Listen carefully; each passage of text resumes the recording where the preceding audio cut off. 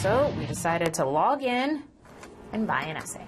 This was a story that I did last year on the rise in contract cheating. That's when university students use an online service to buy their completed essays and assignments. Well, this is the essay that I purchased last March. Well, just a few weeks ago, I received an email with this attached, an exact copy of my essay. This email was sent to me from a man who's more than 12,000 kilometers away, who claims that he penned this paper but didn't get the life-changing payment that he was promised. I don't think if you expected that your essay could be written by someone in Kenya who has no knowledge in criminal justice system. He did not want to use his name or show his face on camera, but the man who we'll call Joseph says he completed my essay and hundreds of other assignments for at least 50 students over the last year.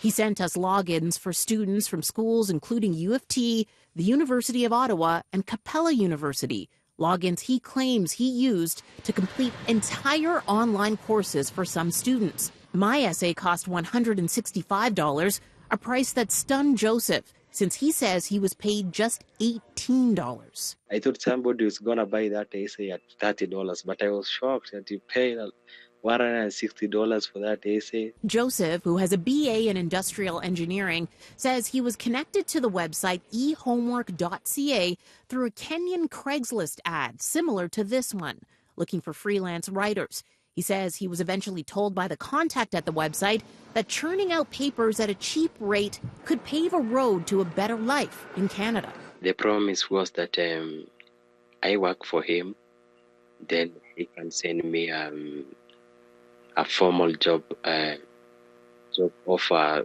for me to immigrate to Canada.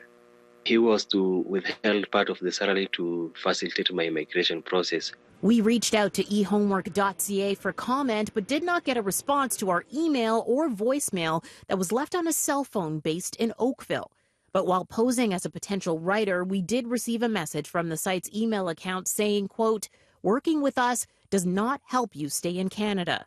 Joseph insists he was told otherwise. He tries to use that immigration bait to make people work for him, and which is not ethical. Joseph says he spent hours in this small room writing those assignments, often with very little light because of electricity rationing and very limited internet access.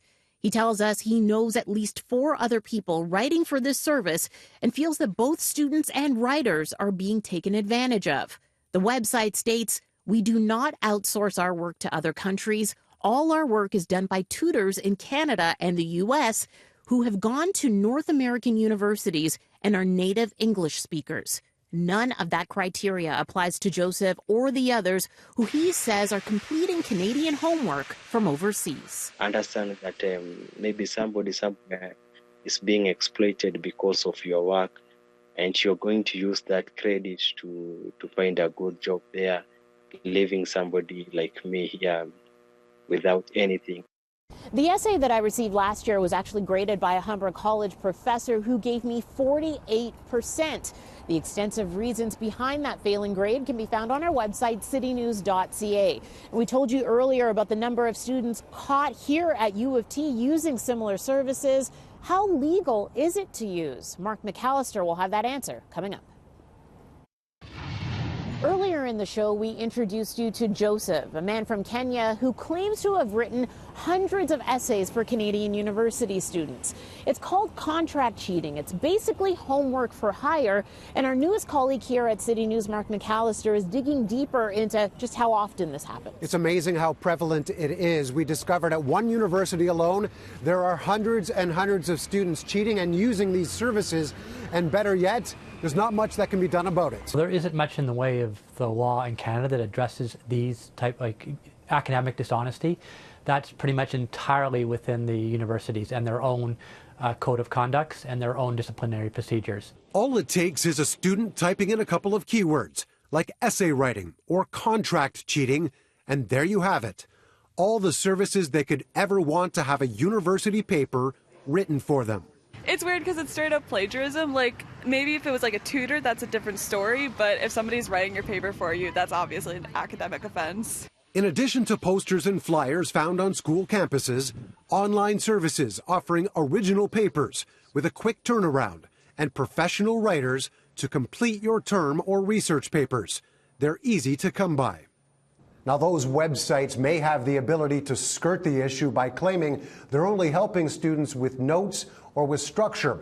But there are some states south of the border and countries like New Zealand who have actually set up laws against providing assistance to cheat if caught. In Canada, it's legal. The responsibility is with the student, but the message may not be getting through. At the University of Toronto, there were more than 1,000 plagiarism incidents last year alone. That number has been on the rise since 2014, and it doesn't include other major offenses like unauthorized aid. More and more colleges and universities are getting together to build best practices, not only in terms of teaching, but how to talk to our students and educate our students around contract cheating specifically. Another thing that's interesting about all this is that many of the cases involve international students, and the excuses used are language barriers. In the end, it turns out to be the student's responsibility, and there are some harsh penalties to be paid. On the University of Toronto campus, Mark McAllister, City News.